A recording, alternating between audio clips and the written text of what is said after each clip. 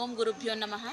ನಾನು doctor Sarika S Ganga ಮತ್ತೆ ತಮ್ಮೆದುರಿಗೆ ಇನ್ನೊಂದು ವಚನ ವಿಶ್ಲೇಷಣೆಯೊಂದಿಗೆ. ಮಕರಂದವಿರುವೆಡೆ ಜೇನುನೊಣಗಳು, ಶ್ರೀಮಂತಿಕೆ ಇರುವೆಡೆ ಬಂಧು ಬಳಗಗಳು. ಮಕರಂದ ಇರುವೆಡೆ ಜೇನುನೊಣಗಳು, ಶ್ರೀಮಂತಿಕೆ ಇರುವೆಡೆ ಬಂಧು ಬಳಗಗಳು. ಬಡತನ ಕಾಡುವಾಗ ಯಾರೂ ನಮ್ಮನ್ನು ನೋಡರು ನೋಡ ನಮ್ಮ ಕಲಾ ಸಂಗಮನಾಥ. ಬಡತನ ಕಾಡುವಾಗ ಯಾರೂ ನಮ್ಮನ್ನು ನೋಡರು ನೋಡ ನಮ್ಮ ಕಲಾ ಸಂಗಮನಾಥ. ಬಂಧುಗಳೇ, ಇದು 100% ಸತ್ಯವಾದ ಮಾತು ಅಂತ ನಾನು ಹೇಳ್ತೇನೆ.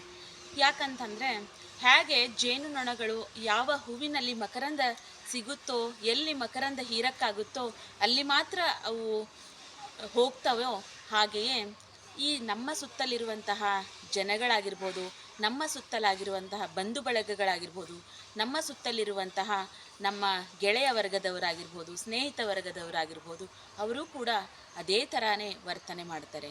ನಮ್ಮಲ್ಲಿ ಶ್ರೀಮಂತಿಕೆ ಇದ್ದಾಗ ಮಾತ್ರ ಆ ದುಂಬಿಗಳು ಹೇಗೆ ಹೂವನ್ನು ಮುಕ್ಕರಿಸುತ್ತವೆಯೋ ಹಾಗೆ ಅವರೂ ಕೂಡ ನಮ್ಮ ಸುತ್ತ ಬರ್ತಾರೆ.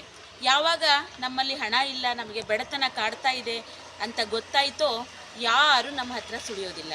ಯಾಕಂತಂದರೆ ಬಡತನ ಬಂದಾಗ ನಾವೆಲ್ಲಿ ಅವ್ರಿಗೆ ಏನಾದರೂ ಸಹಾಯ ಕೇಳ್ತೀವೋ ಎನ್ನುವಂತಹ ಒಂದು ಭಯ ಅವರಿಗೆ ಇರುತ್ತೆ. ನಮ್ಮ ಹತ್ರ ದುಡ್ಡಿದ್ದಾಗ, ನಮ್ಮ ಹತ್ರ ಶ್ರೀಮಂತಿಕೆ ಇದ್ದಾಗ, ನಮ್ಮ ಹತ್ರ ಸಿರಿವಂತಿಕೆ ಬಂದಾಗ ತುಂಬ ವೈಭವೋಪೇತವಾಗಿ ಅವರು ನಮ್ಮ ಸುತ್ತಮುತ್ತ ಬರ್ತಾರೆ, ತುಂಬ ಆತ್ಮೀಯವಾಗಿ ನಮ್ಮ ಜೊತೆ ಇರ್ತಾರೆ. ನಾವು ನಿಮ್ಮ ಬಂಧು ಬಳಗದವರು ಅಂತ ಗುರುತಿಸ್ಕೊಳ್ಳಿಕ್ಕೆ ಇಷ್ಟಪಡ್ತಾರೆ. ಆದರೆ ಯಾವಾಗ ನಮಗೆ ಬಡತನ ಕಾಡುತ್ತೋ ಆವಾಗ ಅವರ ನಿಜ ಸ್ವರೂಪ, ಅವರ ನಿಜವಾದ ಬಣ್ಣ ಬಯಲಾಗುತ್ತೆ. ಬಡತನ ಬಂದಾಗ ಯಾರೂ ಕೂಡ ಒಂದು 10 ರೂಪಾಯಿ ಕೊಡಬೇಕು ಅಂತಂದರೂ ಕೂಡ ಯೋಚನೆ ಮಾಡ್ತಾರೆ. ಯಾಕಂತಂದರೆ ಅದು ತಿರುಗಿ ವಾಪಸ್ ಇವನು ಕೊಡ್ತಾನೋ ಇಲ್ಲೋ ಅನ್ನುವಂಥ ಭಯ ಅವರಿಗೆ ಕಾಡೋಕ್ಕೆ ಶುರುವಾಗುತ್ತೆ.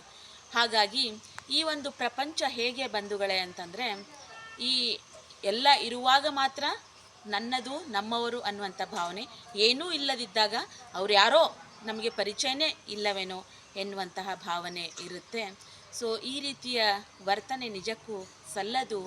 ನಾವು ಬಡವರಿರಲಿ ಶ್ರೀಮಂತರಿರಲಿ ಮನಸಾರೆಯಾಗಿ ಆತ್ಮೀಯವಾಗಿ ನಾವು ಅವರನ್ನು ಒಂದು ಸಾರಿ ಒಂದು ಬಾಂಧವ್ಯದಲ್ಲಿ ಬೆಸೆದುಕೊಂಡಾಗ ಆ ಬಾಂಧವ್ಯ ಬಡತನ ಇದ್ದರೂ ಶ್ರೀಮಂತಿಕೆ ಇದ್ದರೂ ಮುಂದುವರಿಸಬೇಕು ಅನ್ನುವಂಥದ್ದು ನನ್ನ ಭಾವನೆ.